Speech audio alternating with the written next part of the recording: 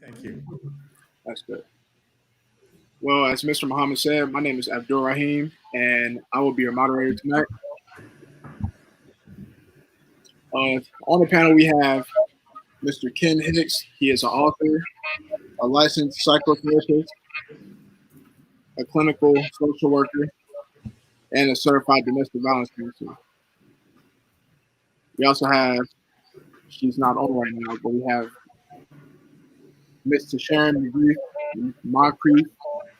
She's an executive director for the Women of Refined Gold Incorporated. We have Ms. Shalonda Curley of the YMCA of Baden-Royal. And we also have Tiffany Mensah, the author, CEO, and director of Advocate Against Childhood Domestic Violence. So, as you all know, tonight we're going to be talking about domestic violence. We all know that domestic violence is something that is still rampant within the African American community amongst both males and females. And it's not just an issue that is solely attributed to adults, it also affects children. So I think that it's something that we need to talk about because it's a pandemic within our community, so to speak. And I'm just going to give a few statistics from the domestic violence statistics board. So, every 9 seconds in the United States, a woman is beaten and assaulted. Around the world, at least 1 in every 3 women is beaten, or otherwise abused in their lifetime. And mostly, it comes at the hand of a loved one or family member. Nearly 1 in 5 teenage girls have been in a relationship with a boyfriend who has threatened them with violence or with self-harm if they try to leave. And domestic violence victims lose nearly 8 million days of paid work per year in the United States alone. So it also affects us financially. So, like I said, I think it's something that we need to talk about, and I'm here to let you guys have that discourse. So, the first question that we have is, what exactly is domestic violence?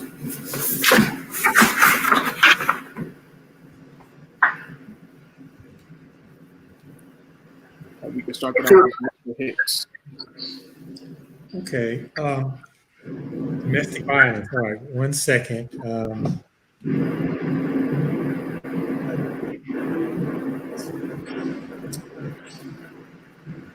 Domestic violence, what is it? Okay, I know a lot of people have different terms for it.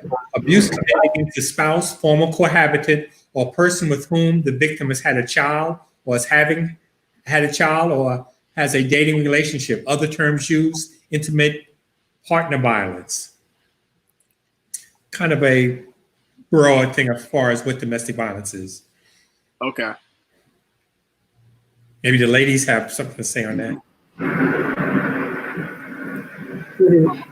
So for a lot of the times that I give the example of what is domestic violence, I think the most notable term is it's more than a black eye. Most people think that domestic violence is just physical, but it also expands to the isolation and also leads basically rooted in power and control. So you have the spiritual abuse, you have digital abuse, physical, you have threats, emotional, mental, you have all these various components in it, but with the root of it being at the power and control. So I don't know if most people have seen the power control wheel, but instead of most people feel like the textbook version of it, like, oh, that doesn't apply to me. But I would encourage you to look at the power and control wheel to specifically see those examples and how domestic violence is played out, because it's a lot more common than it is talked about. And a lot of times most people are looking at the physical ramifications versus the emotional, the gaslighting that goes on,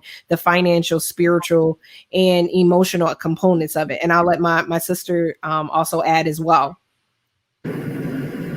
And that That pretty much is what I was going to say about the power and control wheel. I think you said everything on that. Also, with the isolation, we're talking about minimizing, blaming, denying when there's issues, using emotional abuse, using sexual abuse, using the children, coercion and threats, things in that nature, using economic abuse. So these are all the things that also using male privilege. These are also all things that are in the power and control wheel of abuse.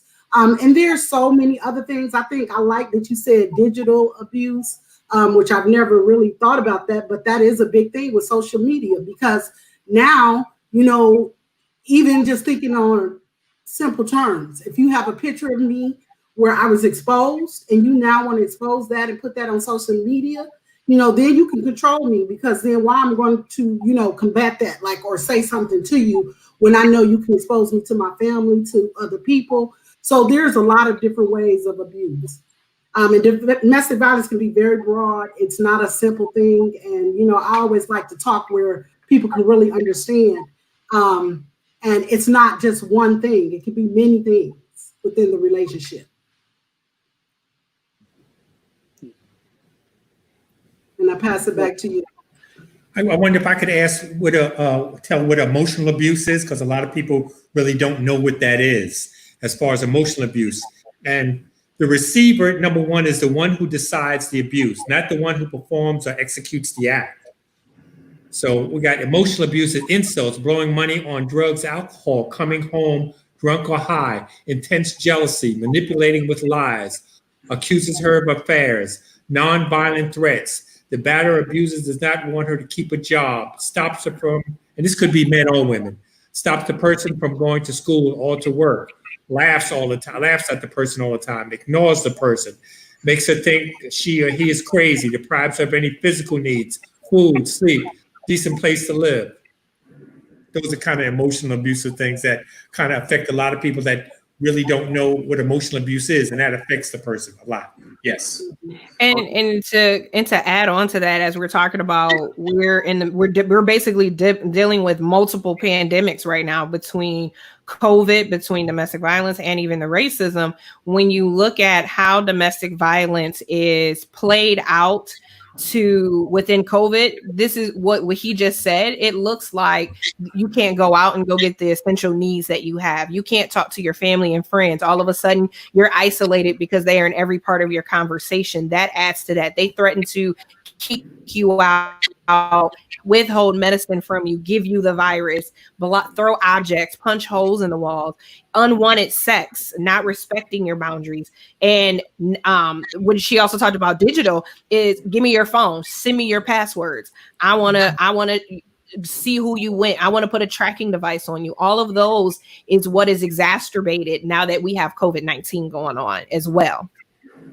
Okay. I wanted to add a few more statistics. Okay. Statistics indicate that same-sex relationships have the same frequency as domestic violence as opposite-sex relationships. Over 1,400 women die of domestic violence every year. 3 to 4 women die of domestic violence by their husbands, boyfriends, or partners each day. A woman is battered every 9 seconds. Over 400 men die of domestic violence each year. 92% of domestic violence assailants reported using drugs or alcohol on the day of the assault.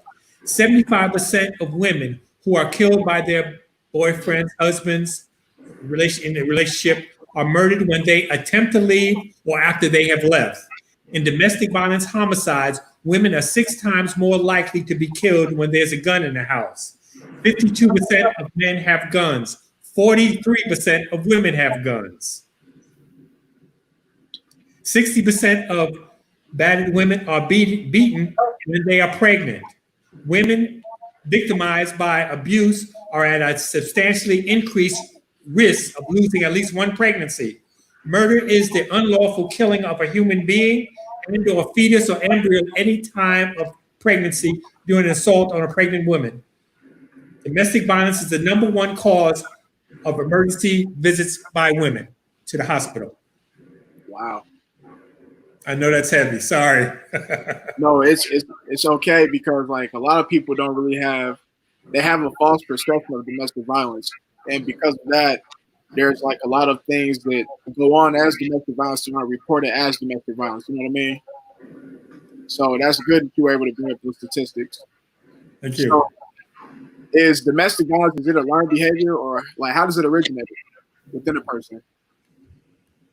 I definitely feel that it's a learned behavior. I grew up in a home with domestic violence. So for me, a lot of my focus has also been on childhood domestic violence, which is any child that grows up experiencing or being in the environment of that environmental trauma of growing up in the homes, and where there's 15 million kids in the US that are growing up in this right now, and 1 billion globally, and 40 million adults that grew up in these homes. And so when you look back at, well, why did my dad abuse my mom? It goes back to, well, my grandfather did it. And so you have these generational cycles and these generational curses that also leads to systematic as well, that set up to have these added pressures on it, where this is how, when dad's mad, he lets his frustration out. This is how dad controls, and this is how, we keep this cycle going, because no one uproots it. No one talks to the child about it, because a lot of what happens here stays here, and that manifests within us these rooted traumas, which now, as you see, more women are the offenders as well, because the women are, I don't want to be what my mom was, so I'm going to take on that approach. And I went through, as a child growing up in this home, I went through all these stages. So I went through the stage of being in a domestic violence relationship because I didn't know that it was more than a black eye. And then it got to, well, I'm not going to be my mother. So now I'm being, maybe this is why my father is doing it. You know what I'm saying? So it is absolutely learned behavior, because what you see and what's not challenged continues to fester and grow and perpetuate unless you are shown a better way. Okay. Some of the other research on that, and it says that children are in the same room or adjacent room in 90% of incidents of domestic violence. Children imitate what they see the parents do, and they grow up and usually do the same thing. You either have the kids doing the exact same thing, or you have the ones that internally try to, like, they take into themselves, but then go into acting out in other ways to self-soothe that pain. So you're absolutely correct. Okay.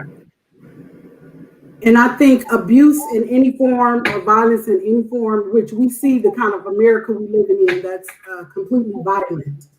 I believe in any form, it doesn't have to be necessarily I saw domestic violence in my home, but I saw violence in my home. I was abused by a parent. I was abused, and bullied in school.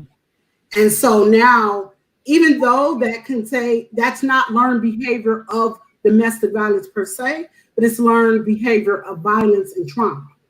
Agreed. And so now when I get into a relationship, I'm connecting back with that trauma and that abuse. So when we talk about learned behavior, it's not just seeing domestic violence in the home, it's also looking at it from a view of violence, the way we have violence all over in America. The way we have been actually subjected to violence so much that it's become part of who we are as a people. We've all been traumatized in some way because of violence. So I think it's not just in the home of seeing a father abuse a mother or a mother abuse a father. It's also seen in the outside community and the things that happen to you when you're outside the home, as well as in the home with maybe one parent. Most definitely. And to add to your point too, it's essentially it's normalized dysfunction, right? Like it's normalized dysfunction. I had a conversation with a 15-year-old girl who mentioned, oh, I thought this was normal because all of my friends' parents, they fight. That's what our culture does. We cuss and we fight. That's how we lay them hands. And then our music and our movies also amplify that as well. So I'm so glad you hit that on the nose, because it is. When we listen to our music, how many? I'm a Ike and Tina. I'm a Ike Turner. You like we take these movies and we put jokes to the oppression and to the abuse of what is happening, which normalizes it. Which when you see a woman slapping a dude because she's mad, or a guy slapping a woman because he's mad, or get back in place, and that is glorified. So that adds to that, which is training generation who doesn't know, like this is the way, which it's not. Right. I wanted to add something, and I mentioned earlier, the receiver is the one that decides the abuse, not the person that that puts the abuse on or does it. Because a lot of times people are growing up in a family and they feel as though that's how it is, that's fine. And so a guy might just hit a girl, and she might, or a woman, and he might say, I didn't hurt you that much. The receiver decides the abuse, not the perpetrator, the receiver. Yeah. And I feel like it's both though, because in some instances, yes, but in some instances that they know what they're doing and they would challenge you 1000% on what that is. Yes. Mm-hmm. Yes, absolutely. I remember incidents where my mom would call my grandmother about the abuse and was just told, you just need to be a better wife. Wow. You need to quit making him mad. And so I saw a comment from one of our viewers that said our church needs to address it. You're absolutely correct. I am, by the way, a preacher's kid. My father's a preacher. And the church basically told my mom, God hates divorce, go back to him. The church has sent women back into these situations and have overlooked it for so many years that also teaches another generation that if I'm going through this, God wants me to go through this. God is testing me. He's putting my faith that I have to push through this when that's not the case. So it's a whole lot of misappropriated and incorrect learnings that have to be uprooted, especially in our communities of color, because we cling to our faith, we lean on our faith. And if our leaders are not trained on the proper response and they're not trained on the correct theology of the word, you just continue to perpetuate that. Right. So one more comment. As far as when I was growing up, my mother never used to curse or anything like that. So I never cursed and everything. Living across the street from cousins and everything, his mom used to curse a whole lot. So he was used to that. So he cursed a whole lot. I think it's abusive because I never grew up with it. And when people curse, it's kind of abusive to me. You might say, wow, that's abusive. You never heard that before? I didn't grow up with it. My mother didn't curse, so neither do I. Right. So do you guys think that it's like an issue that's more prevalent in certain culture, or is it just like distinct to the Black community? I feel like it definitely is prevalent to certain cultures and others, but I feel like domestic violence is equal in race, sex, class, socioeconomic, all of that, but definitely in the African American community, in Native American, Asian Pacific. You also have it in even in the white communities, because quite frankly, now you got privilege on your side. A lot of your lawyers, your judges, your police officers are doing the abuse right there. But in our communities as well, you take like what we're dealing with right now with the racial inequality, where we can't call the cops, really. Like we can call the cops, but now there's that fear, and now there's that gaslighting. Well, if you call the cops, you want me to be dead. You know what I mean? You want the abuse to stop, but do you want the dude or the girl to go to be killed? Because now you don't know. So you have all these extra layer components on there, where now, because we have all these complexities, our minority and communities of color, we are more liable to keep it under the table and brush it under the rug, which allows it to continue because we don't have that systematic support behind us. I agree. And many times I call it the code of family silence. A lot of things that go on in the home is silent. Nobody wants to talk about it. So the kids that grow up and become teenagers or whatever, that's passed on to be the code of dating silence. So it continues and continues, and people don't want to talk about it. But some of the statistics say that, the Black culture is the ones that lead in getting arrested and things like that. Then comes the Hispanic, then comes the white, stuff like that. So they have different statistics on it. But a lot of times the code of family silence is kept inside. Nobody wants to talk about it, but they're talking about it more because it happens and happens again. Yes. And if you, were you going to speak? No. If you're in the Black community, one of the things that is always said, you better not tell my business in my house. Right. You better not tell our business. I better not hear you talking about anything that goes on in this house. So when you hear that as a child, why would you want to? I mean, that's a threat. Why would you want to go out and tell anybody your business? Some of that also comes from, because if you do talk about it, we don't know what kind of systems may come into our house and destroy our household. So there's many things that are contributing to why I'm speaking the code of silence in the African-American home, including that way back from slavery time, the Black woman has always been like the one who has to protect the family. These things are not happening by coincidence. I know a lot of times people are like, don't bring slavery up. Why you got to bring slavery up? But it's the truth. If I, just like what's happening today, if I know, just like Tiffany touched on, if I call the police come to my house, they don't arrest him, but now he's dead. Look at all that guilt I have on me as an African-American female. Right. Not only was I being abused and victimized, but now here by the system that I called to help me has now done the same thing. Right. So it's a reason why we have the code of silence, because, we're talking about the 70s now. If you told that the man was even in the home, you couldn't get welfare. Right. So you couldn't get certain things from this system in order to function as a family, because it was always built. And again, I have to go back to slavery, for us not to be a family, for us not to be a unit. So it's not only me against my abuser in the home, but it's also, what is this system going to do to me once I let them into my home? Okay. That's where don't tell your business comes from. And I had another comment.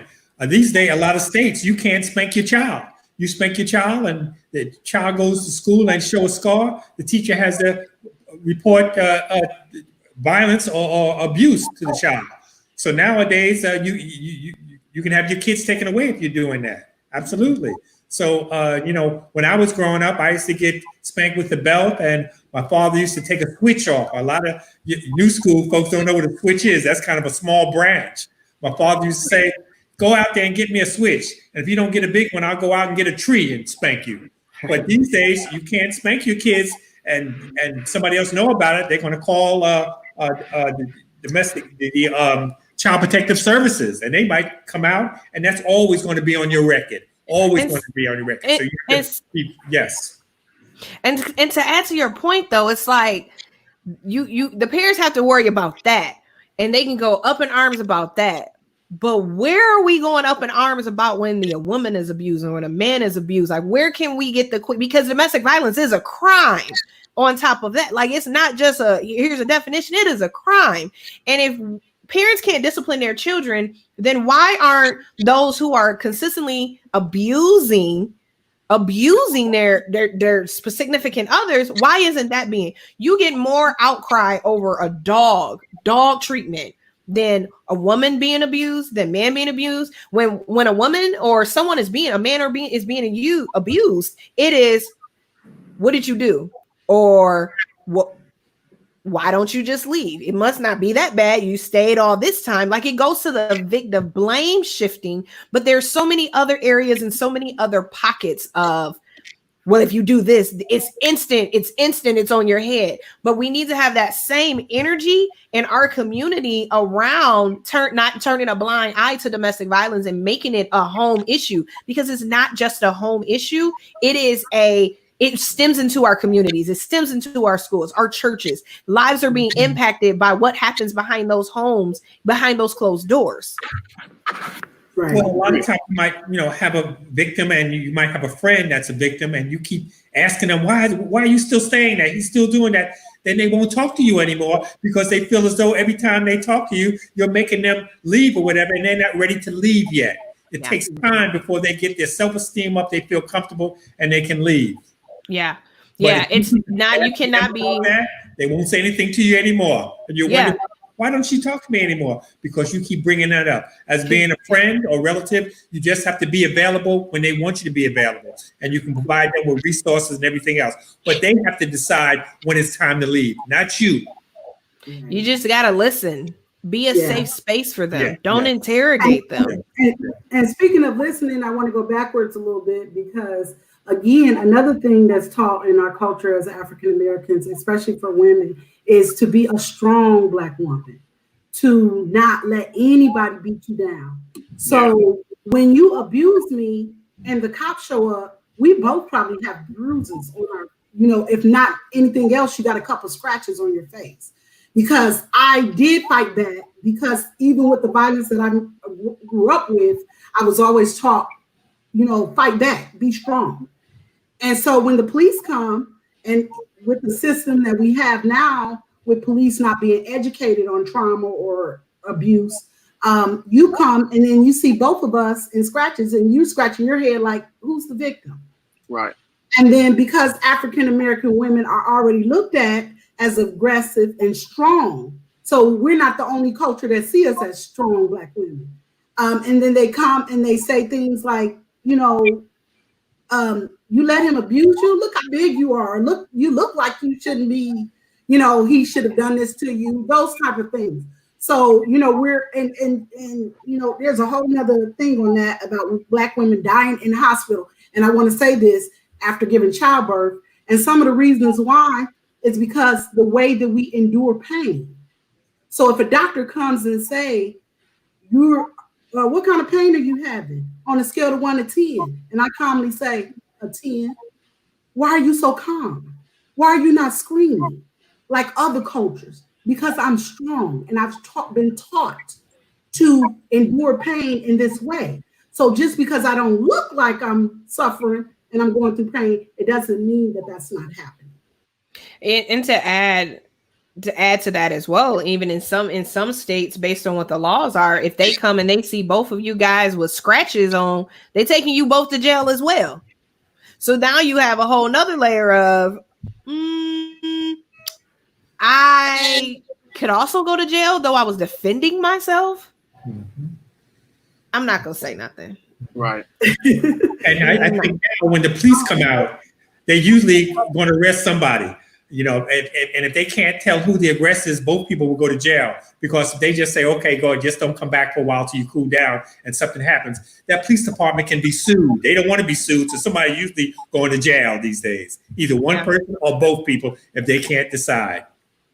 Okay. And depending on who it is, it's, do you have privilege? Because they can use that and be, well, I'm gonna take you because he's an upstanding person in the community, or has this title, and he couldn't do that, because that's a whole nother layer on even on the back end of it. Once you get out the divorce, you got the court system that you're dealing with too. Now you're worried if you're going to keep your kids or you're going to lose your kids. Is he going to pay? Is he going to put a book picture? My father wore a preacher collar to court during my parents' divorce.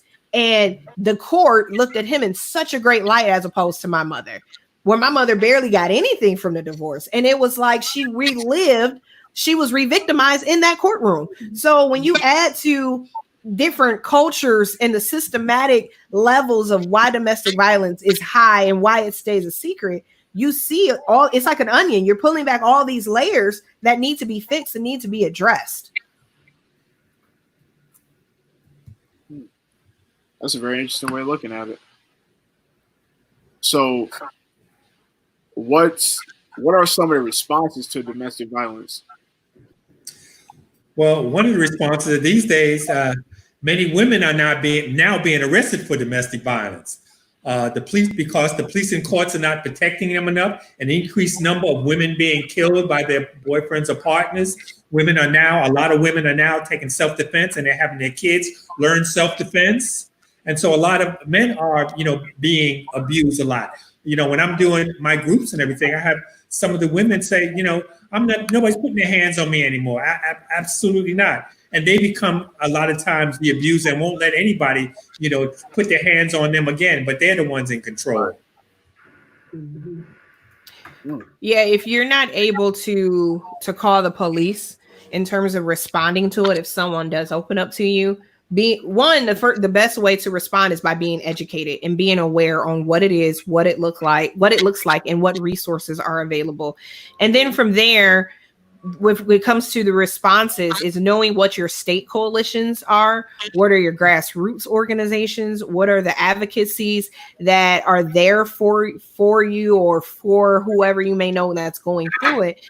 Be a bucket of information. Like, this is save it, bookmark it, because it is happening and it's much more prevalent. And as we've seen with domestic violence rising up to 30% in some states and decreasing as low as 16% in other cases, you got one extreme, the calls are going up, you got another extreme, the calls are going down, because it is just COVID-19 has just exasperated it. The last place that these victims wanted to be in is trapped in a situation with their offender. So being a safe space and being educated and being aware of the resources that are there, but making sure that your presence and listening is most important. How can you help them? A lot of times, majority of these relationships are rooted in financial, where you feel stuck and can't. My mother was married to my father for 30 years, never worked. That was a huge component of why she didn't leave. She left 7 to 8 different times, but always had to go back because financially she just couldn't provide for her children. So what financial institutions or what ways you can help them with where they can feel independent, that you can get them connected, to me are the responses of equipping. So education, awareness, and equipping them to feel safe and to be independent, not telling them what they need to do. They're already being controlled as it is. So allow them that power, allow them that grace to be a safe space for them is what I would say for a response. Mm-hmm. And we also say awareness is the key to prevention and intervention. Yeah. Just knowing the kind of stuff. So, it's schooling high school kids and teens and things like that, just prevention. So they know when something like that comes up, hey, I need to get some help. Or this is what's happening. Or maybe I can talk to somebody about it. So awareness is the key to prevention and intervention. If it does happen, what you can do. But how do we go about making people aware that don't necessarily want to be aware? Because it happens, like some people know about it, especially like within my generation. A lot of people, they know about it, but it's like they're cool with the people who might be offenders or, so they don't necessarily want to talk about it. I don't feel you force it, but I feel like you make it relatable enough to make them feel it. So when you think about marketing, it's about storytelling. It's about being able to bring, if they don't agree with the textbook definition, how can this relate? Like, like when you take movies, right? When you look at Prince, okay? Prince, if we pay attention to Purple Rain, you got all these movies, all right, that show domestic violence right in our face that we just don't even talk about. But if you take Prince and you see how he witnessed his father abusing his mother, and then a couple scenes later went and slapped his old girl right after it, it's like, it's not normal. And you can consistently be that voice without compromising that, by no matter if they agree to it or not. If you stick up and say it's wrong, if you continue to post and say that you're a voice, that you take a stand, that this isn't right, it's the same things we're doing with what's happening right now with the racial tensions and the injustices. It takes a voice, and a consistent voice, to take their platform and say, I am going to be the change. I know that it's not right. You may not think it's right, but I'm going to keep posting. I'm going to keep drawing awareness, so that you never know who this might touch, who this might impact. And you may have to come back to my page later on in life and books, let me save that post because they posted these tips or they posted that. But at least they know. They never have to agree, but at least you know my stance, and at least you know that when you come around me with it, I'm not joking about it, I'm not laughing about it. It takes the person who knows that it's not right to just be that voice, and you don't have to badger them down with your opinion. But if it's you on your platform showing, this is where you are, and this is where I stand, and I'm zero tolerance for it. Okay.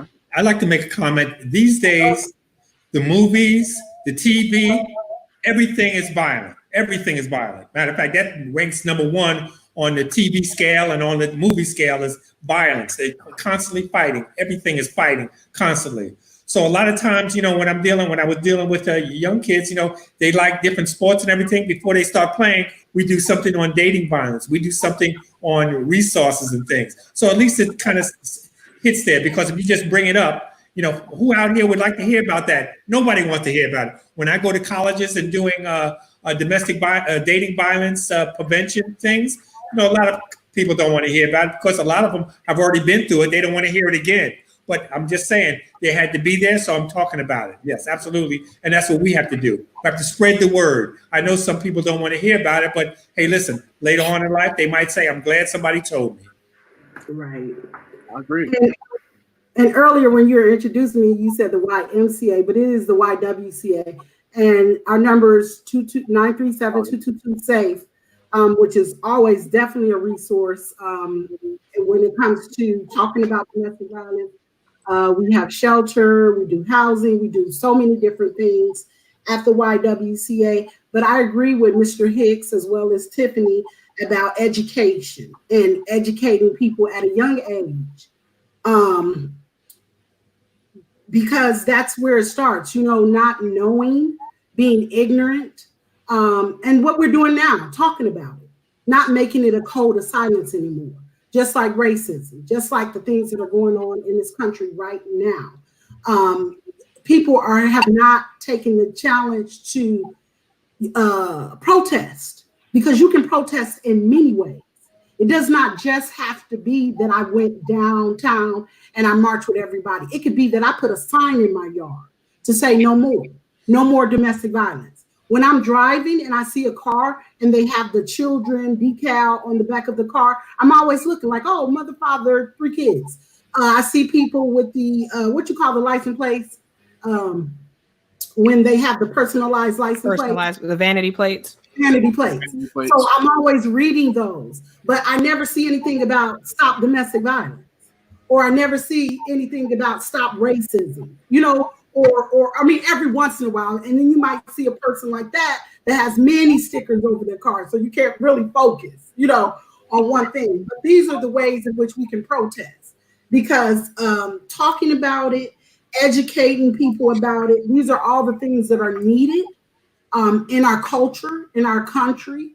And I wanted to read something from Jane Elliott that I had just saw last night, because she said that an educator is from the duck deuce, meaning lead, the prefix E, meaning out, the suffix ate, meaning act of, and the suffix or, meaning one who does. So when you educate someone, it's one who can lead a person who has been ignorant and engage them in doing something different. Okay. So that's that's what we need to take time out to do, to educate people, to talk to people, to do things like we're doing right now, to use platforms so that a person who may, am I getting emotionally abused? I don't even know. But because I heard this and I heard someone speaking of their example, now I see this is the truth. I am getting emotionally abused, and I need to get out of this relationship. Okay. Yeah, and a couple of things that you guys touched on I want to hit real quick is domestic violence is an inconvenient truth. Just because we ignore tough issues doesn't mean they go away. The more we delay having the conversation, the more people are suffering in silence. Same thing with racism right now. And one of the things that she said about the culture, like we haven't, that it just continues perpetual, right? But we also need to get healing from it too. June is PTSD Awareness Month. With domestic violence, it's also PTSD. So when you talk about the TV, everything is violence, there are triggers. If you never gotten healed from it, you're still being triggered by it. I still have PTSD I overcome today. And thankfully, I've done a lot of the work through counseling. But that's another thing that we as an African-American community and communities of color have not really embraced is, oh, you crazy if you talk to somebody. But also because don't tell my business, what happens here stays here. That is a bondage where I can't really go to a counselor because I'm telling business, because my loyalty to the family. Now I can't get free and get that trauma-informed healing that I need. So then you just have the cycle continue. And as you talk about you say you do teen dating violence. That is how our teenagers, teen dating violence is on the rise as well, because our teenagers think dysfunctional love is love. Like, yeah, he's controlling, that's love. Yeah, he mad, that's love. He loved me. No, she popping up, calling me 20 times in a row. That is not love.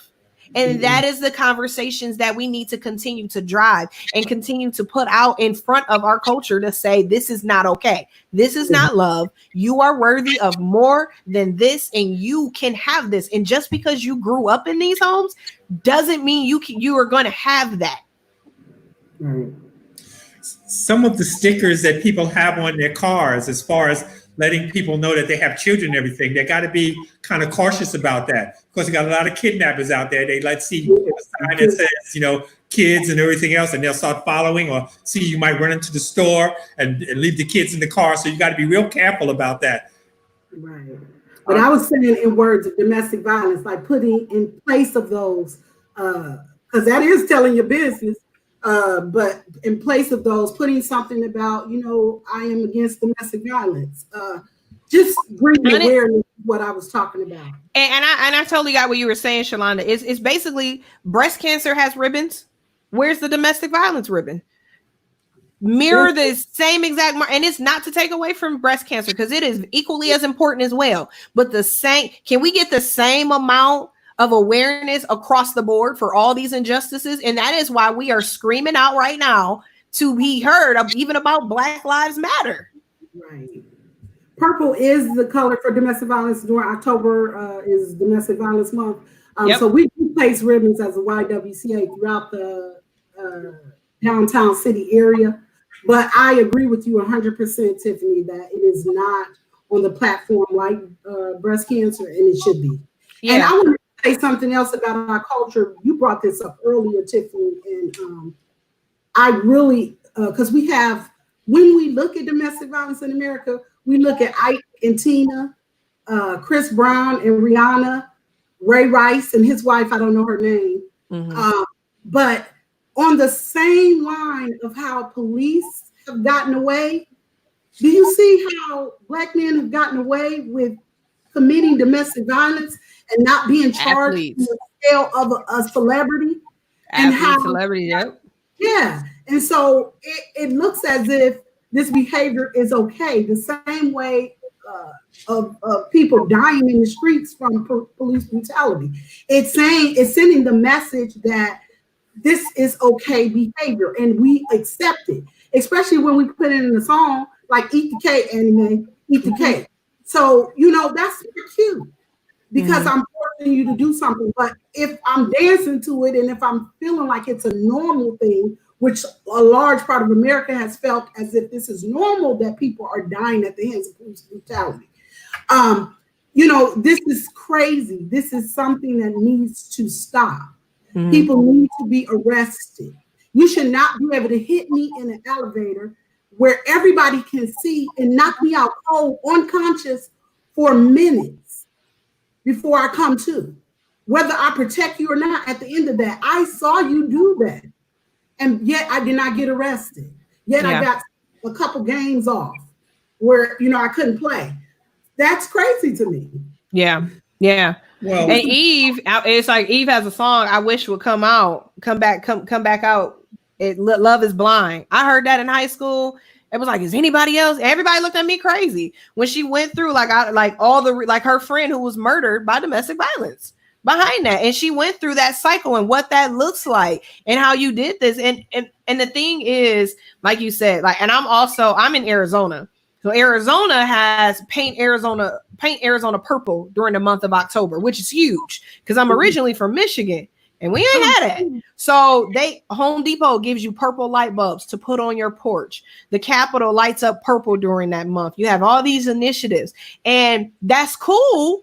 But can we keep that going through outside of October? Can we keep that awareness? And if your state doesn't have it, these are some of the things that we need to start doing. How can we get this to be aware on a state level, a state response to draw these resources and get the community what they need? Okay. Before we proceed with our discussion, I would like to make a short announcement. If you are feeling generous, you can support Knowledge for Life by donating at www.knowforlife.org. That's www.know4life.org. And there you will be also asked to join our Patreon site.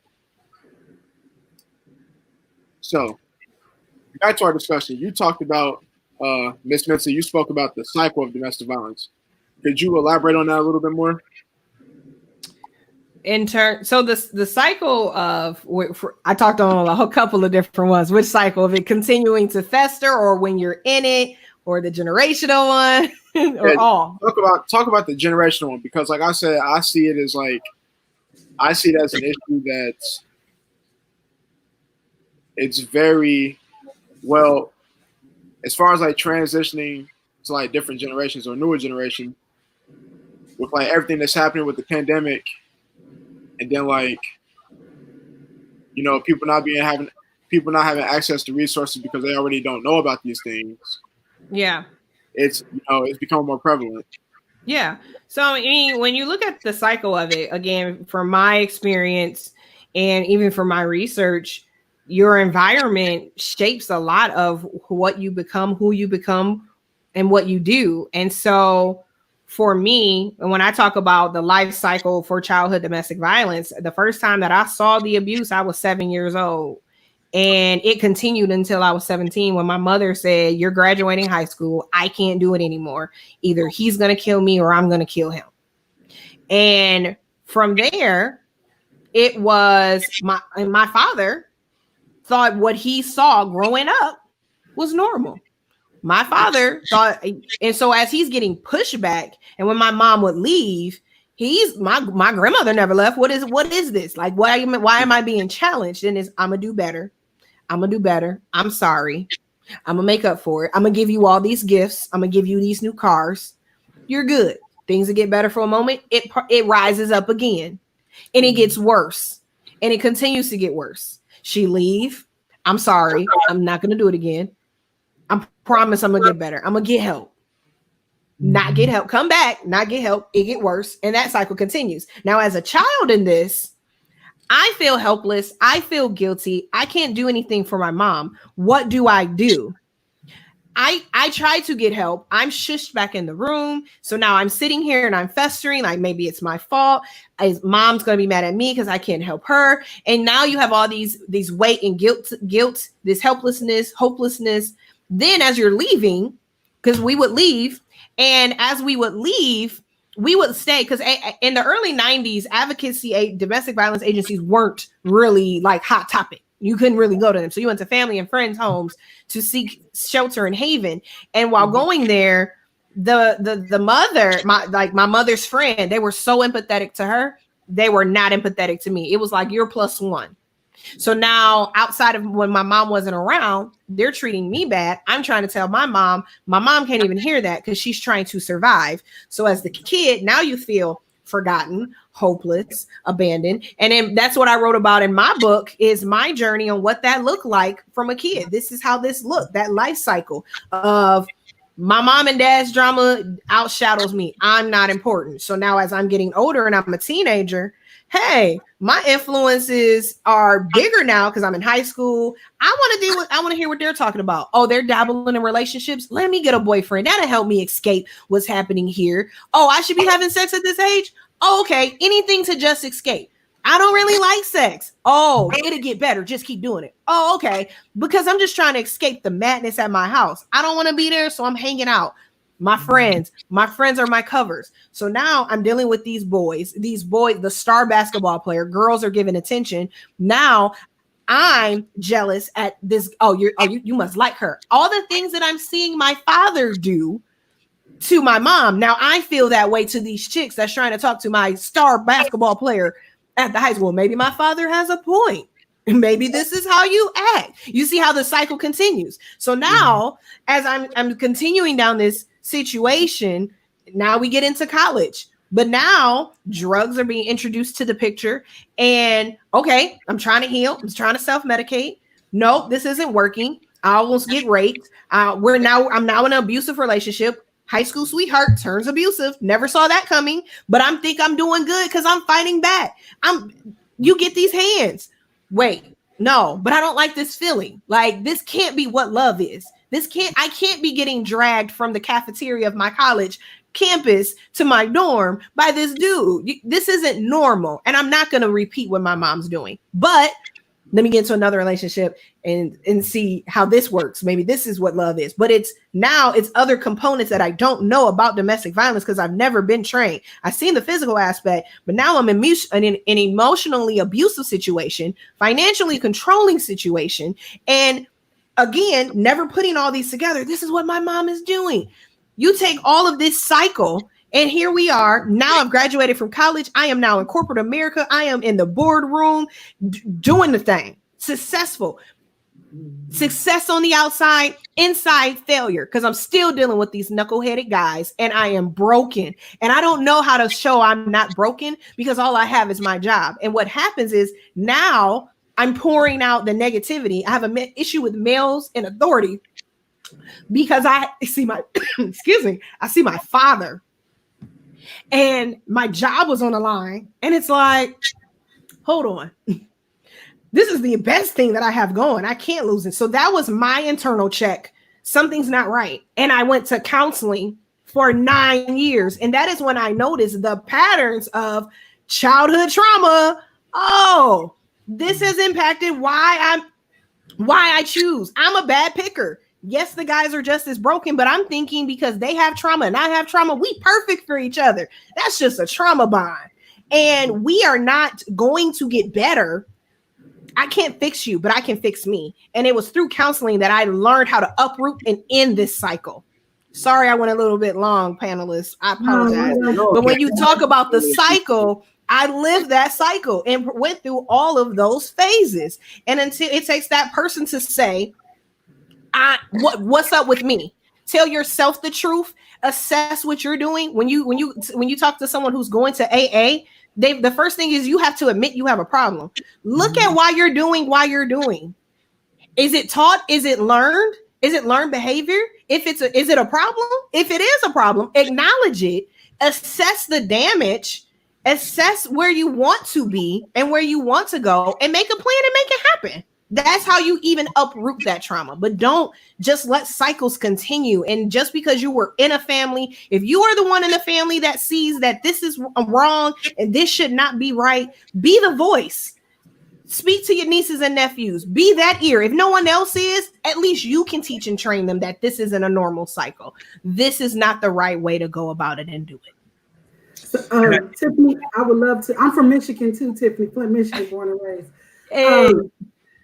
I would love to hear about what your book is, maybe at the end. But I love that one thing, please don't apologize for telling your story. I think that is the most inspiring thing about us as human beings, to be able to tell our story in such a way that we get people's attention and they want to listen. And that's because the reason why I want to listen is because you're saying part of my story.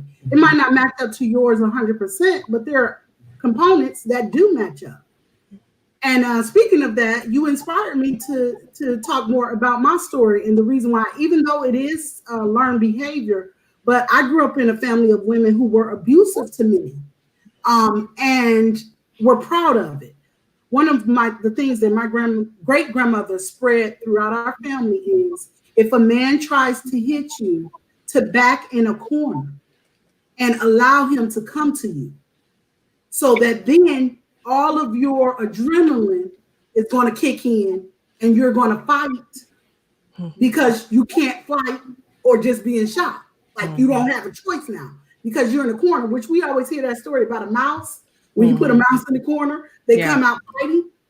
So this is the things that I grew up with in my family. And I come from an abusive mother who was very abusive, along with poverty and different things that were going on in her life. But then I found when I did get into a relationship that was emotionally abusive and that had some abusive traits to it, that it went back to my mother. Some of the things that I believed were love. And then we forget that component about love and why it's so hard for people to leave. Because now we see you with these black eyes, with this bruised lip, and that's all we see on the outside. We don't see your heart. We don't see that you care for this person, because before they gave you the black eyes and the bruises, the narcissistic behavior was that you were so charming, that you were my Prince Charming, that you were my everything. And so I didn't just throw that away with the black eye and the bruises. I'm still connected to that. So the lady, and I don't know her name, and I hate that because this happened in Dayton, Ohio, not too long ago. When she went to the Family Dollar, which is where she got killed in the parking lot, she was bringing him a plate of food. They had already broke up. She was in a full-fledged relationship, but she was bringing him a plate of food because it was some agreement that they made. That was the love. that she still had for this person. So she didn't show up to get killed by somebody she actually fled from and was in a safe place, but she showed up because of the love. And we forget that, and we judge women, and we say you should be able to leave so easily. But think about your heartbreak when you had to lose a love. You know how you sat and cried in the room in the dark room and was depressed and didn't get off the couch. So love is not so easy to disconnect from. And we have to remember that when people are going through abuse, and not judge them, and not say, okay, I can't believe you showing up with a cast on your leg and your head, you know, where he did all this damage to you, and yet now you in court talking about don't put him in jail. Why would you do that? And then the system will say, I want to say, girl, bye. You don't need, we're going to give him probation because you sitting here fighting and saying you don't want him, you know, to go to jail. But that's not how we should look at trauma. Yeah. And I like to say, you know, I was doing a victims and survivors of domestic violence, had a group. And when we started the group, every woman in the group was still staying with their husband or boyfriend, or whatever. They were still staying there. But the boyfriends and husbands didn't know they were coming to a domestic violence group. So it was a code of silence because they didn't want them to know that at that point. Because a violent or abuser at home, knowing that a person, their girlfriend or wife, is going to a treatment program, they're going to be losing control. And they didn't want that to happen. So the ladies didn't tell them they were going to a group at all until later on. When they started getting their self-esteem, they felt more comfortable with them how to leave. They had to come up with a safety plan, an escape plan, and a protection plan. And we talked about all that. And then all of a sudden, after, you know, weeks went by, one of the ladies would say, you know, I left, I'm gone. And they would say, what, you did? Now they building up their self-esteem that feels as though, hey, they can get out and they can still survive. A lot of times, with domestic violence victims, their self-image goes down so low they feel as though nobody else is going to want them if they leave. So they're going to do everything they can to stay because they're not ready to leave yet. Yeah, and that's a great point. One of the gaslighting techniques that the abusers use is that no one's going to want you. Who's going to want you after this? Who's going to do that? And then, you know, what Ms. Shalana had mentioned as well is about with the story, and thank you. But it is that power where it's like our stories, that is how you connect and that is how you educate this generation and this culture is through our stories, is showing like it's more common than you may think it is. And by communicating that, and when you talked about the love aspect, that's exactly what it was. My mom was married at 17 years old, and this is all the man she's known, and now she's at the end, towards the end of her 40s, and she didn't want to divorce him. Because she really did love him. And you know, I do talk about that in my story, is that's what made my home so like I couldn't understand it, because we had happy, high moments. But it was really like these domestic violence. She just wanted him to stop abusing her, and take all the other, like you said, the narcissistic characteristics of it. I just love me, like outside of the abuse and the charm, you know what I'm saying? The controlling tactics. So you hit it spot on. And someone had a question about addressing the shelters who prioritize physical over emotional. Should there be a split in the network to assist both sides of those spectrums? I totally agree that they should, because emotional abuse is just as damaging as physical. And I had someone say to me that a lot of the flyers that go around and a lot of the images show women with black eyes and show the abuse. And they said, I didn't reach out about domestic violence because I felt that I couldn't relate to that, because mine was emotional abuse. So I felt that it must not be this bad if I'm not being choked up or punched up. I can't relate to this image. So let me not take away from the ones who may really need it, and let me just suffer in silence. And there needs to be more agencies, there needs to be more community resources that speak up and say, just because you're not on this flyer, again, domestic violence is more than a black eye and more than physical, and we are here to support you regardless. So that is some of the change work that can be done. Yes, ma'am. I want to take this moment to actually introduce our new guest, Ms. Sharon Moncrief. She's the executive director at Women of Refined Gold Incorporated. How are you tonight? I'm good. Am I on different time zone than you all are? Because I'm on Central. Yes. Well, Okay. yeah. Okay. I forget to ask that question. It's okay. Okay. So we were actually just talking about, we were speaking on the cycles of, not the cycles, but things that pertain to the cycle of domestic violence. So would you care to enlighten us on how the threat of violence is an issue within domestic violence actually occurring? Say it again. How the domestic violence is what now? How the threat of actual violence is, how that attributes to the prevalence of domestic violence. Actually just being threatened with it. How does that how does that cause it to occur, so to speak? One of the things I call myself an overcomer, but I am also an advocate. And I stayed in an abusive relationship for 17 years. I met my abuser when I was 13, so we pretty much grew up together.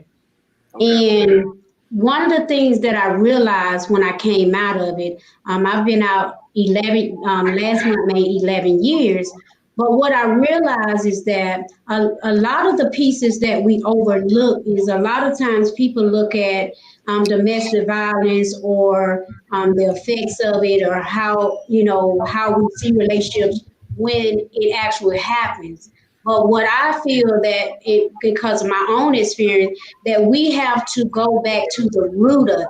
We always address the symptoms. We always address when it happens in that relationship, but very rarely do people address the root cause of it.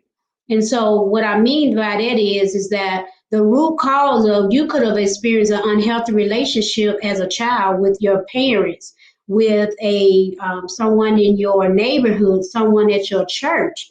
And so a lot of times that kind of shapes your view of what relationships look like. And one of the things my mom asked me was, why did I stay so long? And at first I was like, I don't know. But then I realized, I told her I never saw a healthy relationship. Her and my dad was married. I never saw my dad put his hands on my mom. I never saw him raise his voice at her. And someone just said a lot of times because because it's not physical, we don't see the other signs of abuse. And it wasn't until I came out and started really searching my own self and really learning about domestic violence that I said, my dad never abused my mom. But what I realized was because he didn't physically, but he was emotionally abusive to her. He was not faithful to her. So that caused her to deal with emotional and psychological abuse. But because it wasn't what we relate to domestic violence as the physical, I missed it. And so those were things I had to tell my mom, that I never saw a healthy relationship.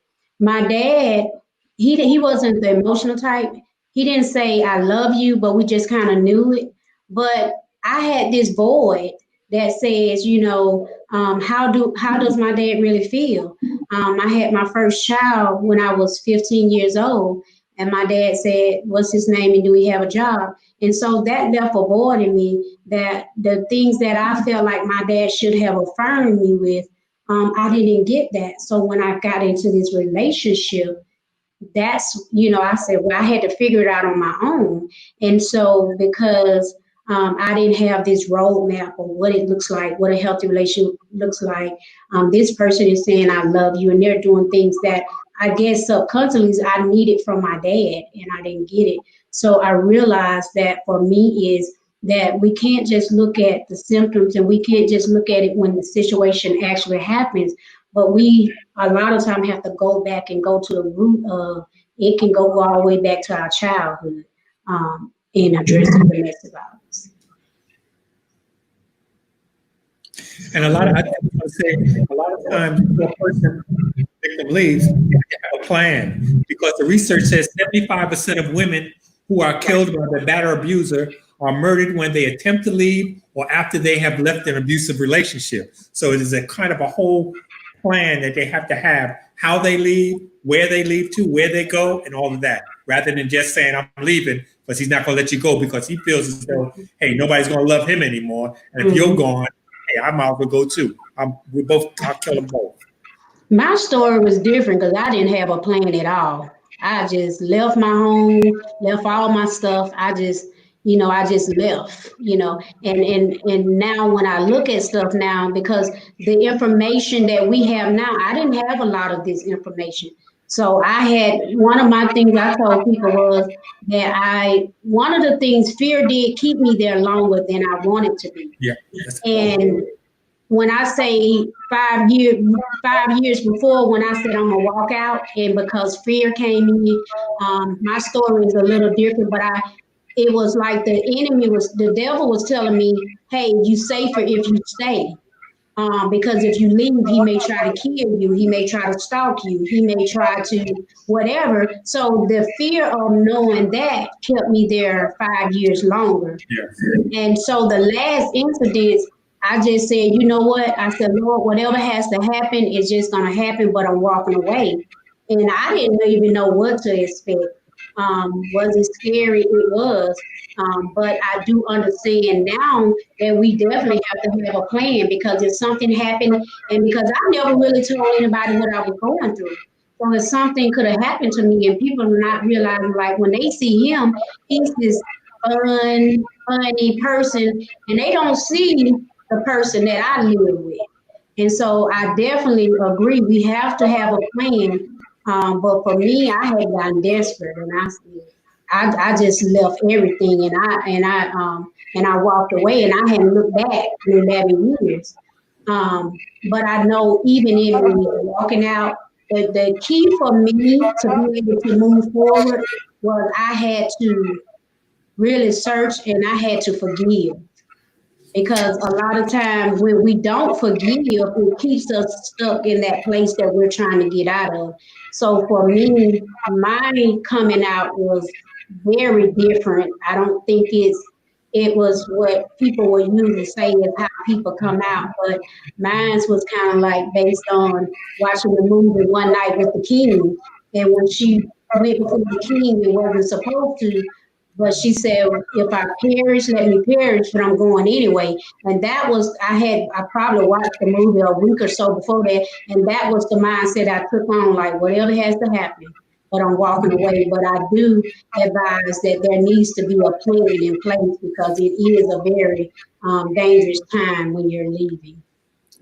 So we actually just received a really good question from the audience. So could you guys touch on the cycles of violence in terms of isolation or seduction, isolation, threat of violence, apology, and threat to self-harm? Well, I just wanted to bring one thing up that you mentioned that when I was doing a group, we say if a man or a abuser tells you, I can't live without you, what does that mean? You need to find out people need to find out what they mean by that, because they could mean, if you leave me, I'm going to kill myself and you. So when a person says, hey, I love you a whole lot, I can't live without you, I told my group, you need to find out what that means. Okay. In the cycle of isolation, it varies. I mean, and what the situation is. One of the key ones is like for me, my experience of growing up in a home with domestic violence is you felt like you were like my father was the terrorist and we were the prisoners of war. So you don't know what minefield you're going to walk on today to cause you can't be around. So for our home, it was my mom couldn't be around her whole family. When he was feeling nice and generous, maybe a couple years later, okay, you can go over here for this birthday party. Other than that, no, you can't talk to this person. You can't have friends. He only allowed her to have one friend in the whole marriage, which again, so isolation, because they only want to be the main voice in your head. And then Shalonda had touched on it earlier into the lady who just joined. I don't want to butcher your name. Can you say your name for me? T. Sharon. She mentioned about upping and leaving, right? That's how my mother The first time she left my dad at 9 years old, she, with the clothes on her back, ran out the house, ran onto traffic, ran to a neighbor's house. We couldn't find them. Later on when we left, because again, she left 7 different times, leaving with the clothes on her back. And for the kid, you're traumatized because we just up and out, no plan, no strategy, none of our stuff, none of our belongings, and we're in these homes. And when you're isolated to just the family unit, and now you have to be around people that's not your family, children don't know how to interact with that. Like for me, I didn't know how to have, so that led to social issues. With just the connectivity of connecting with others and conversation, because we were only isolated to talk to just our core unit. So my siblings and my parents. And within the church sector, because again, dad is the preacher, dad's the pastor, you can't talk to nobody. Hey, how you doing? Keep it moving. And he's watching you in service. Like you have these blinders. If you think of blinders, he's watching you the entire service. So the isolation comes into church, where now you can't just look to the left, look right to your neighbor. You got to look straight ahead. Don't laugh. Don't show emotion. The control, again, the isolation, all of it is rooted in the power and control wheel. And all of that is to keep their voice the main voice. So whatever that cycle looks like, to keep their voice the main voice in your head, to manipulate and control, that's what they're going to do. Mm-hmm. And I think that's one of the things that a batterer abuser wants to do, is to isolate you. And because they feel as though your family hates me, your family wants you to leave. I know one of the people in my group, they went to another, person wanted to isolate them, so they took them to another country. And in another country, the victim couldn't speak the language. They didn't know about resources. They couldn't contact. He had the telephone, so she couldn't do anything. So she did everything he said for about 2 years. And she kind of talked him into, hey, let's go see my family. Everything's all right. Soon as she got off the plane, he never saw her again. That was it. So I'm just saying, isolation is really number one. They don't want you to be around friends or relatives that's going to try to talk you out of leaving. Absolutely. And it goes kind of to the question or asked earlier about cultures that experience it. It kind of goes, when you talked about taking it to another country, some countries that's allowed, some religions that's allowed. So when it may not be abuse to them because this is what their native culture does. So you also have that added into it as well. Right. And also when you think about isolation, the abuse, not the other person, the victim decides what's abusive to them. The victim decides that.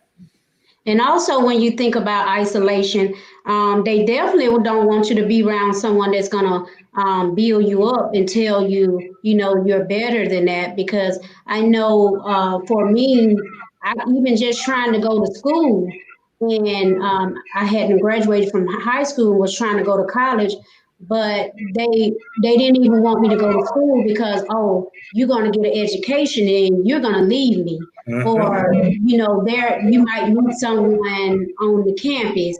There are times I get out of class and he's walking around the campus with a book bag and, trying to act like, well, I came to pick you up or whatever. But you're recognizing, but they're trying to keep you isolated because they want to make sure you're not talking to people. They're going to make sure you're not trying to tell people what you're going through. And so the isolation becomes, for me, if I got to the point where I said, well, there's no need me to go anywhere because all he's going to do is kind of keep calling my phone, asking stupid questions like, if my daughter was at home, where's the Pampers? You're there, just little things that they already know, but okay, she's not in my reach right now. I don't know who she's around right now. So I'm just going to keep calling and trying to find out where, is she really going where she says she is? Is she really around who she says she's around? Who's in the background. And so the isolation, sometimes you just get accustomed to being isolated because you don't want to go through the stress of having to explain so many things. And then the isolation of, because your self-esteem is broken down so much, you don't want anybody to know what you're going through, especially being an adult in a relationship and people knowing you allow another person to treat you this way. And so you definitely isolate yourself because you don't want people to know what's going on. We did a fashion show one year, and our theme was silence no more. And so when we are silent, when we're isolated, then they know we're being silent. We're not talking. We're not telling anybody. And so isolation definitely can affect your mental status. But because I got to the point, I functioned, but I didn't function. I really wasn't aware of anything that was going on around me. I went to work, I went to school, I did things, but I had no concept. I would tell people I stay isolated so much. When I did leave the house and drive, I don't even know if I stopped at a red light because I'm just that disconnected from just where I am mentally. And so the isolation definitely, if you're exposed to it for a certain period of time, it affects you in more ways than people would ever understand. And I wanted to say, going back to the question, just because, and I'm not trying to plug my company, the nonprofit that I work for, but the YWCA does deal with all aspects of abuse, including emotional, including physical, when that question was posed. So I just wanted to read off the power and control wheel saying, using isolation, controlling what she does, who she sees and talks to, what she reads, where she goes, limiting her outside involvement, using jealousy to justify actions. So speaking on the seduction and as well as the isolation, so it just doesn't start off as, I'm keeping you to myself. The seduction part of it is that you need me. So here's all the things I can give you. Like I can give you roses, I can give you jewelry, I can give you clothing, I can give you all these things in the beginning because I'm so charming and I'm such a good person. But also while I'm doing that, I'm saying things like, your mother never bought you a ring like this, or your cousin that you be hanging out with all the time, she jealous of you. Look how that ring shining. She don't have things like that I'm giving you. And then it's easier for me to isolate because now I'm doing this manipulation and building on this mental abuse that I'm offering you to give you the opportunity to not separate from the people who did support you. Because now I'm telling you things like they don't support you as much as you think they do. They're not there for you like I'm there for you. That's the seducing part. And then it becomes easier for me now to say, you going, when you say, yeah, I'm going over to my cousin's house.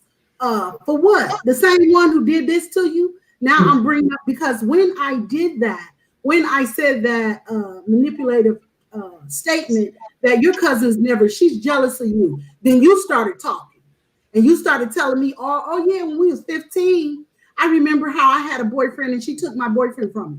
So I can use all of those things and all of that information to continue to manipulate you and make it easier for me to now isolate you from every situation because I'm using all the things you've given me to my advantage. And it makes it so easy, and no judgment on the person who is a victim, hopefully becoming a survivor, but this is the toxicity of it. And sometimes it seems so simple when it's not. It's a buildup. It's a buildup to get to that point where now I can easily say, you remember how your mom, you remember how your mom did you last week and how she talked to you. Why would you want to go over there? Those type of things, and especially in the younger community, those type of things are happening very easily because I want to look like I'm all you have. No one else can fit that bill. Okay. And it's like they prey on your dysfunction. They're preying on your dysfunctions. We're actually within the last 45 minutes of our discussion, so we kind of want to talk about the solutions of it. So the first question I'll propose on that is, why does it seem as if the courts are in light of the abusers? In my head, the James Brown song rang out. This is a man's world. But on top, outside of that, it's again, you also have that privilege. It depends on what the courts is. There's a lot of work that needs to be done in our justice system all across the board, and especially in what this is another area that it needs to be improved in, because again, like I talked about with even my mom, the re-victimization, she was re-traumatized through the court system, and until we can get courts, judges, lawyers who are trauma informed, that are truly knowing what this looks like and the depth, the true impact, and who aren't just in it for the dollar, or who are in it for the people, that is where the change is going to come from, in the court system. Mm-hmm. Having documentation. One of the things as a child, as I got older, I knew I had to help my mom. I didn't know how, but I was watching Inspector Gadget. Okay. I was watching the Matlock shows and those little mini tape recorders. I started recording it. I started recording the abuse. I would take the Polaroids when I could and sneak a picture. Them things was loud because I almost got whooped a couple times, but try to take a picture of it. It wasn't because I was trying to take a picture of it to remember her like that, but I'm getting documentation. I'm building documentation. I'm building a case, because if one day that police get in, because they were called, neighbors were called, they never got in. They got in. I got documentation for my mom, documenting the calls, documenting the evidence, the email, set up an email where they don't have access to, set up a whole new email account. I'm leery about saying code words and things like that, because your abusers are also listening on these things as well, and they're taking notes. So the safety plan is most important as well. The National Coalition Against Domestic Violence, they have a DocuSafe app that they've been talking about, where you can safely secure documentation. I am a paper trail girl all day long, and I can say it was rooted from childhood. So when going to the courts, you got to have all your evidence. It's almost like you got to make yourself your own lawyer. Is it fair? No. But are you going to fight for you? Who has your best interest? You. So put all that documentation, all that paper trail, everything that you can to fight for you. I think I will say that with our organization, we focus on the 3 E's: educate the community, empower the survivors to end repeat victimization. And what I'm realizing is that the court system definitely needs to be educated on the mindsets of victims and or survivors. You know, a lot of time, if they haven't been through that, sometimes what they do is just their job. Sometimes they don't really understand what it feels like to go through abuse, or to grow up in a home, seeing your father being abusive, seeing your mother being abusive, or whoever that person was in your life.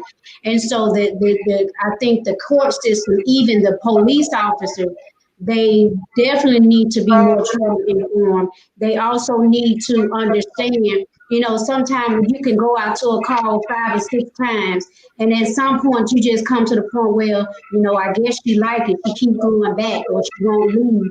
But understanding is not that simple. So for me, as far as the court system, as on the overhaul, they need to be more open to really understanding the mindsets of the victims and survivors. You know, investing in getting education, not only from people who work in it that may not have gone through it, but listening to those who have gone through it, who has come out of it. You know, understand, you know, why didn't I leave? You know, because there are underlying issues that may cause people to stay in those situations, and it's not because they like it. And so for me, with the court system, that they have to be, it's not about always going according to the law, because sometimes it's too many slap on the wrist. Okay, if I take them down, they're going to get right back out.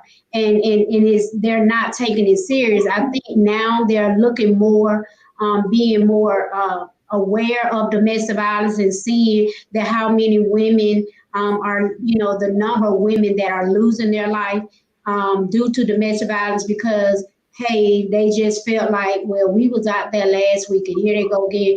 But really going to looking at every situation as if that was their first time encountering that person, because they don't know why that person hasn't left. And so the court system definitely needs to be educated as a whole from the victims, from the people who are serving the victims, and not just feeling like, you know what, they keep going back. So, and they just become sensitive.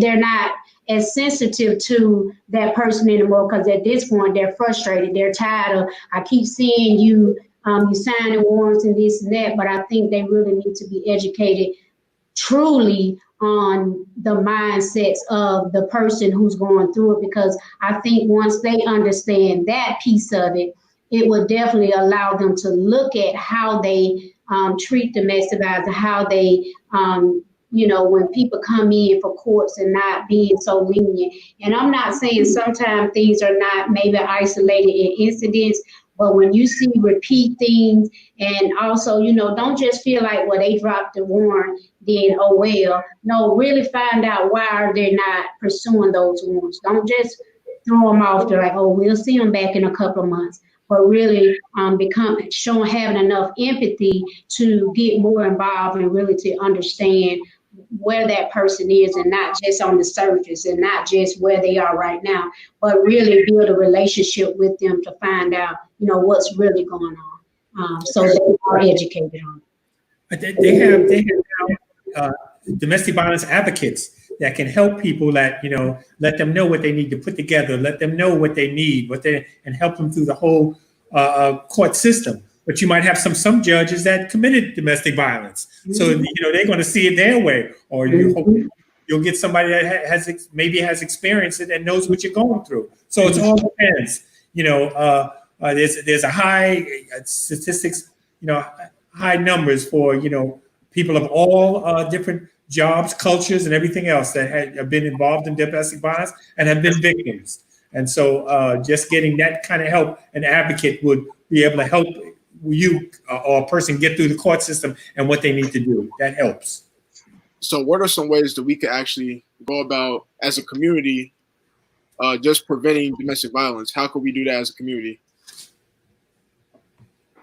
I think more awareness, you know. I think, you know, we got things out here, but we got to be more louder with our voices, coming together, not trying to do everything separate, but networking, collaborating, and partnering with other agencies that their focus is the same thing, to make our voices louder, not only for those who are still in it, but those who no longer have a voice. And so I do believe that the community awareness is going to be very key to doing that. I think finding what young people like to do, whatever they like to do, before you get them in a whole group, and before they get started playing basketball or whatever, and you talk to them about it.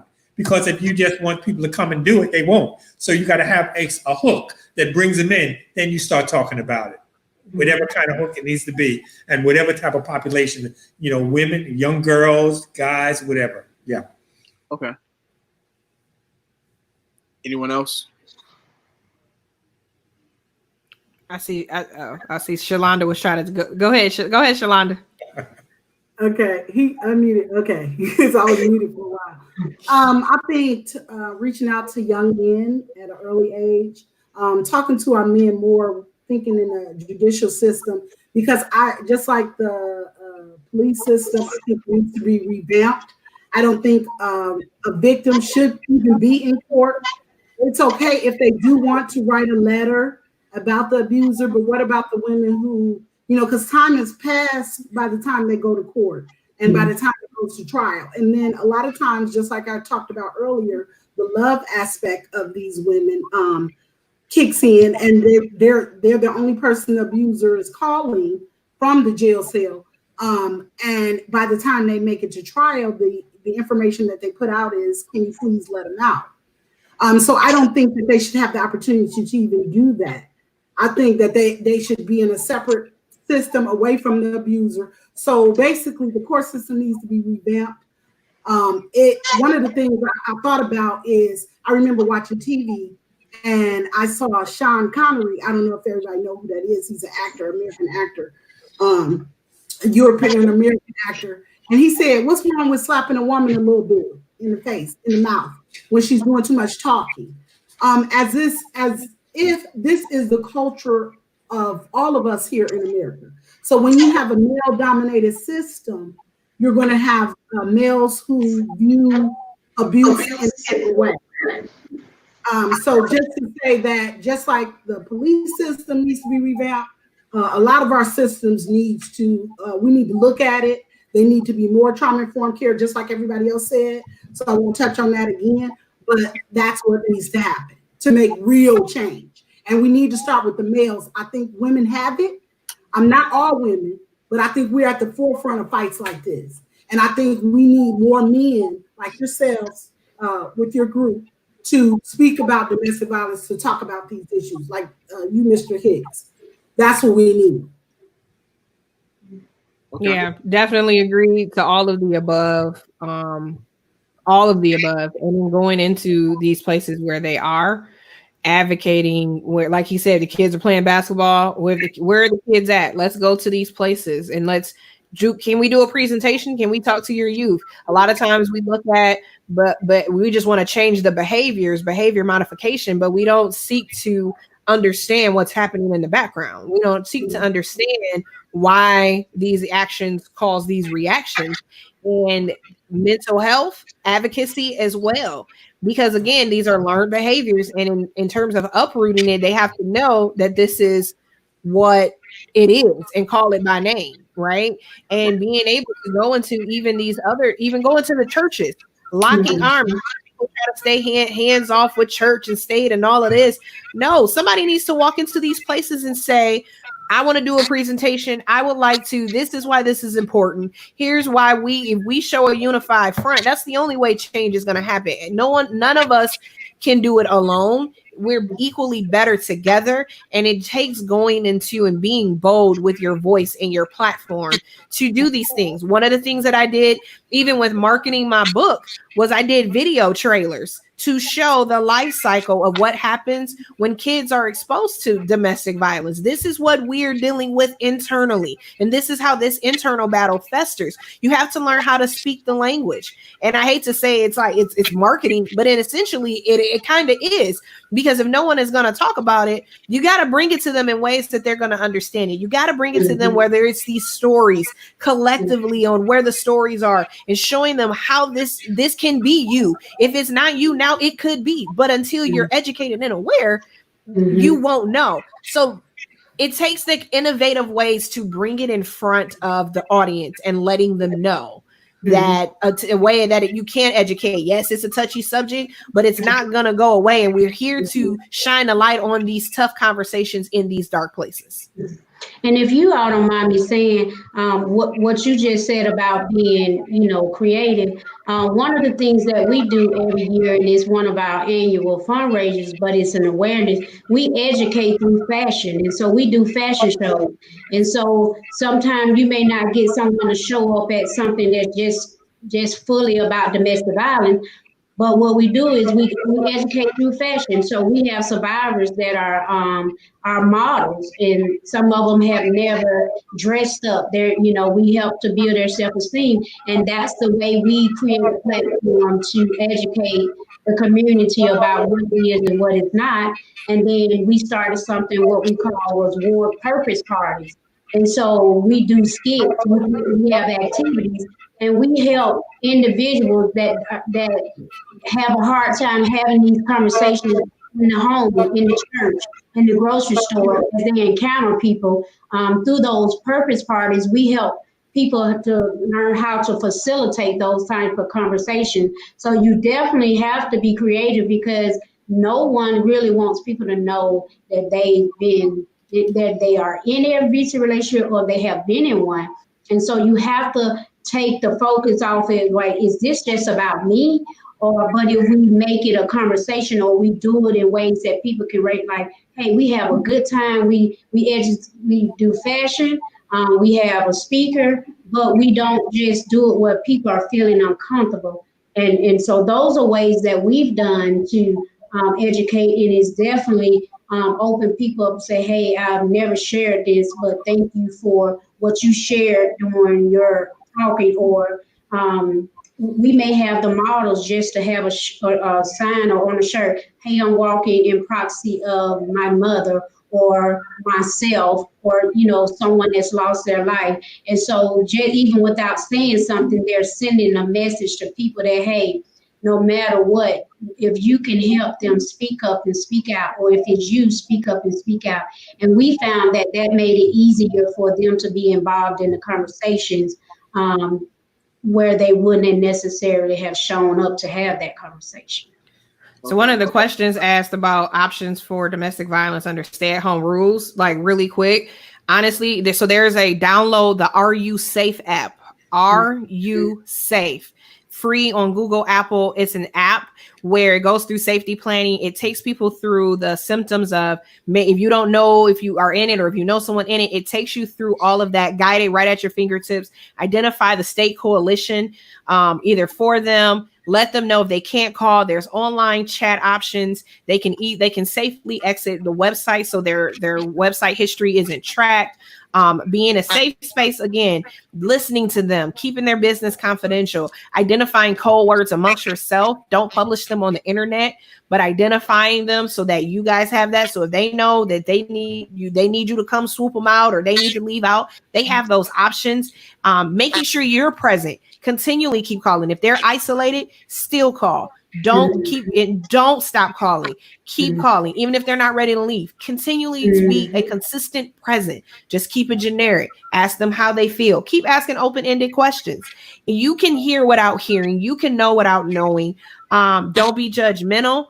If there's anything you can do to help, if there's any bills, if there's kids in the homes, can I take the kids out? Can I take them to a park or a playground? Help with financial support, because again, financial abuse is really tight. Those are some of the things you can do to help people who are in domestic violence situations right now. Okay. Anybody else care to add to that? Just making sure that they have information. I see you keep flashing across the screen. Our number, which is YWCA 937-222-SAFE, which is 222-7233. So having those resources are important. It is sometimes hard for people to call, and they can also email us. You can go to ywcadayton.org in order to email us. So we try to get, our hotline is 24 hours. So we are able to be there for you in some type of way, whether it's safety planning or offering you shelter or offering you any assistance or resources. We're open 24 hours a day. Yeah.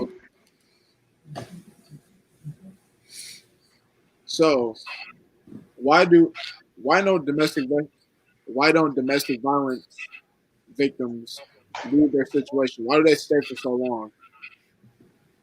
I feel like we talked a lot on that, but it's like when questions are like that are asked, it's also like, but why does the abuser abuse? And I think that's one way we help change the narrative on why do they stay so long? Because again, it's one of the most dangerous times to leave. And a lady in Pontiac, Michigan was just murdered a month ago, trying to leave her abuser. She let him know she was tired of it. She was ready to go. He let and was leaving. But again, like Shalonda said, she had so much love in her heart. All right, drop me off over my brother's house. She was gonna drop him off. This is gonna free me from you. Fine. I just want to be done. He point blank shot her in her hip, shot her in her head, left her there, called the police, walked himself into the police station and did it. And when the police asked, why did you do it? Because she said she was gonna leave me and she was serious. So when questions like that are asked, and I know you're moderating, so I hope you don't think it was like an attack, because it wasn't. But a lot of people ask that questions, and a lot of people say that, and I feel like that is one of the key components to drive change, is to change those type of questions. That narrative is, why do the abusers abuse? We put a lot of the onus, we put a lot of the responsibility on the victim when they didn't ask to be in these situations, because a lot of people, had they known and seen these red flags up front, they would have ran. So now that they're in it, now we're saying, well, why you staying so long? They fear for their life. If children are involved, they fear for their children. We just talked about why the court system, how that's set up. Are the courts going to take them, or are the courts going to side with him? There's so much fear. Again, going back to that onion, there's so many layers of fear that are pulled back on why they stay, that if we can just change the conversation of how do we get them safe? Even if you're staying, How can I help you get safe? Whenever you're ready, I'm here to help you get safe and leave. And I would say the three things I always say: fear, finances, and children are reason individuals stay. And the example I use, what makes sense to you may be a survival technique for someone that's in an abuse relationship. So if I had to make the decision to be homeless without no way to feed my kids, sometimes people may think, well, I'll just take it so my children will be safe, so my children will have somewhere to lay their heads. And so we have to think about those. And then you have to think about how was your life shaped growing up? A lot of time we're taught what goes on in the home stays in the home. So with that mentality, you're not likely going to tell anybody what's going on. You're going to stay there because if I leave, then people are going to ask questions like, why did you leave? What was going on? And a lot of women stay in there because sometimes with abuse, you don't have things that people can see. You have those are bruises that are hidden. And so you stay in a marriage because, you may have been taught, you just got to work it out. If you're a lot of time, if people are ministers and pastors, if I leave, then how that's going to look for that person. So it's so, like she said, it's so many dynamics that you really can't really answer why did a person stay, because it can be so many different reasons. But we do know, people, when your finances can control, you don't have assets, you're thinking about, well, how am I going to take care of myself? More like take care of children. So I guess I'll just have to do what I have to do. Or the fear that in a survivor or someone that's been abused have is very different from someone who's not in an abusive situation, because they can get out of the situation and still operate as if they're in that fear. They're still in fear mode. So it's a lot of dynamics, and that's one of those persons you're going to always ask, why did you? Some people have been out. What I realized, someone asked me after I came out of the relationship, when did you know you were in an abusive relationship?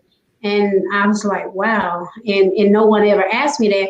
But my response was when I came out, and so sometimes not even recognize that you're in an abusive relationship also will keep you there longer.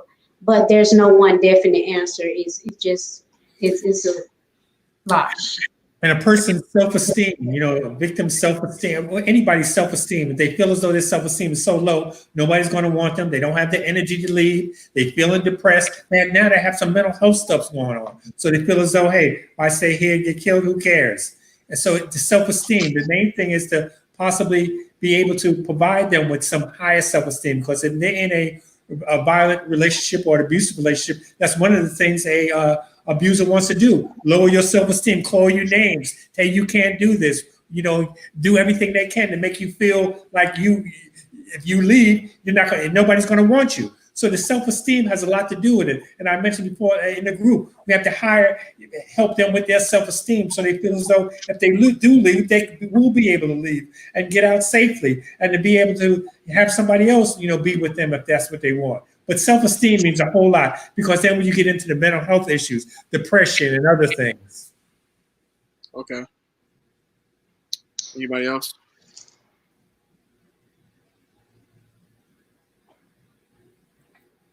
Oh, I do like what Tiffany said about looking at the abuser. In this country right now, what we're going through, we have a lot of people that say, why did they resist arrest? Or why did they just not give in? And then not looking at the person that's actually victimizing this person. I think in this country, we do a lot of that. And that's what we need to refocus and change the narrative, like Tiffany said, because here it is. It's not a concrete, easy answer to that on why I stayed. There's so many, again, like the onion that Tiffany talked about. There's so many layers to that. But why aren't we looking at the abuser? Why are you abusing? Why are you out here hitting and physically and manipulating and isolating and seducing and doing all the things that you do when all I want to do is talk about and focus on the victim? Okay. So we are within our last 15 minutes. If you guys would like to each make a closing statement and then, give out your contact information that could possibly help anyone going through something right now.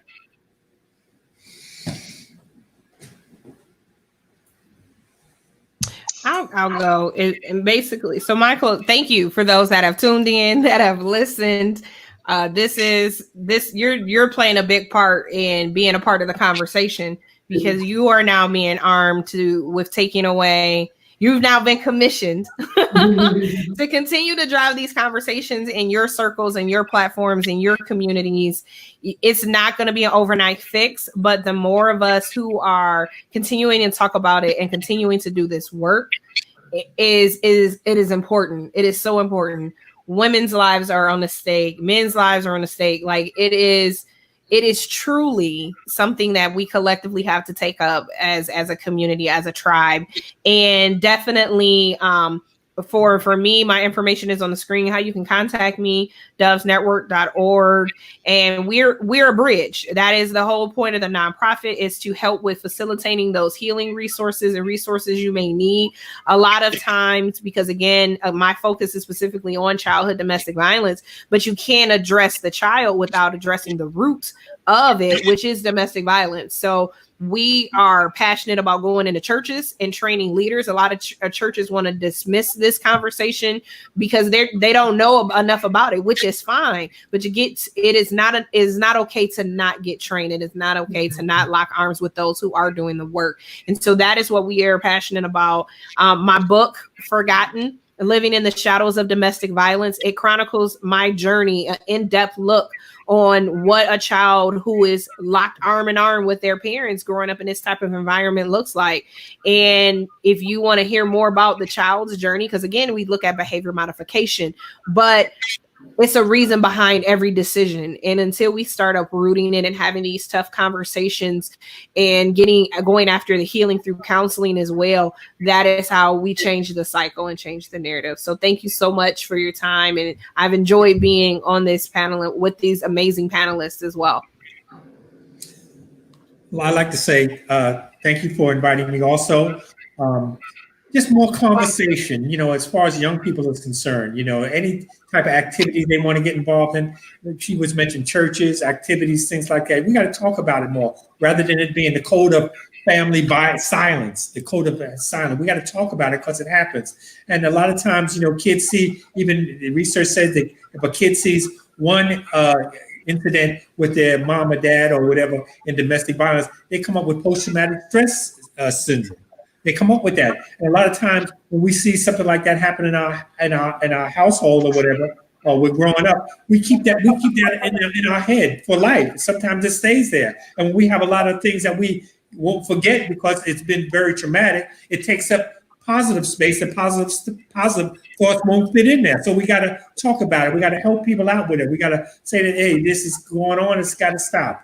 Also, I wrote a book on the 11 building blocks of domestic violence prevention, and it's free. You can go online and read it or download it or whatever you want to do. But I think this was a great program, and thank you for inviting me, and let's do more of this kind of stuff. Thank you.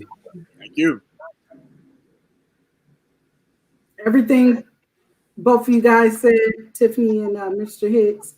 Again, the YWCA is 365 days a year, 24 hours a day. Our hotline, the number is showing up, 937-222-SAFE, which is 937-222-7233. I think I am so thankful for, I've never done this before. This is my very first time. And I thoroughly enjoyed it, and I learned so much. And we all have a voice. Staying silent is no more. Like I said, there are so many ways in order to speak up, including if you go to that aunt's house and you see her, get pulled behind the doors, and then all of a sudden you hear noise, but you've been told not to say anything, and now it's time to not be silent. Now it's time to speak up when you hear it in a relationship, even if you're in the mall. and you hear it in the relationship. I mean, you don't want to put the person in danger. You want to always keep them safe. But also, if you have the opportunity, that even means if you write a quick note, do you need help? And get the person to slip it to them. And just give them some awareness, because maybe they don't want your help at that time, but they'll never forget that a stranger took time out to write me a note to ask me, do I need help? So silence no more. I don't know if that's already a hashtag or a thing, but it's time for us to speak up, to speak out, to talk about our experiences, and to let people know it's okay. It's nothing wrong with you if you are in a toxic relationship.